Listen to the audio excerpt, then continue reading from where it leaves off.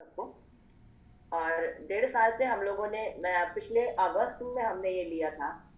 और उसके बाद से 1 हफ्ते में ही सक्सेना साहब का कॉन्स्टिपेशन खत्म हुआ।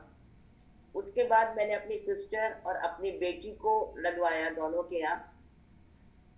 मेरी सिस्टर को माइग्रेन इतना होता था, शैली सक्सेना वो भी इसमें ही है।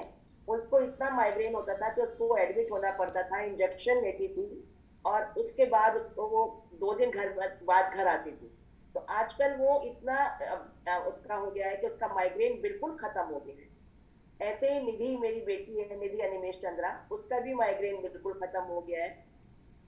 और साथ में सबसे बड़ी बात, कोरोना में हमें इसने बहुत हेल्प दिया। मेरे बच्चों ने मुझे कह रखा था 95 से कम ऑक्सीजन जाए तो आप एडमिट हो जाना, या ऑक्सीजन सिलेंडर घर में मंगवा के रखो। लेकिन हमने कहा कि नहीं, हमें कुछ नहीं होगा, हम कैंगन ले रहे हैं। एक दिन सिर्फ 92 हुआ था सक्सेना साहब का। मैंने बच्चों को नहीं बताया, मशीन खोली और डायरेक्ट मैंने उनको 2 गिलास पानी दिया वहीं बैठाने के बाद। और उनका एकदम से 97 98 हो गया। तो ये मिराकल है। और इसके बाद सबसे बड़ी बात, कल ही मेरी पड़ोसन मिसेस कुरैशी, वो लगातार मुझसे पानी लेती हैं।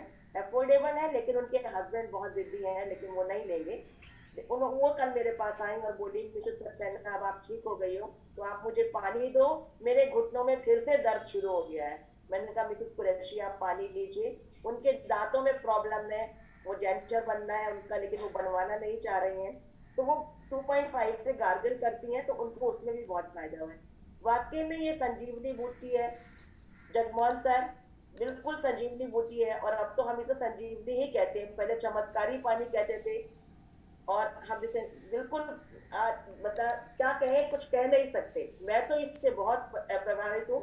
और शायद मैं इसी कारण मुझे कोरोना भी हो गया था, कि मैं कहती थी हमें तो होगा ही नहीं, लेकिन हुआ और आराम से निकल भी गया।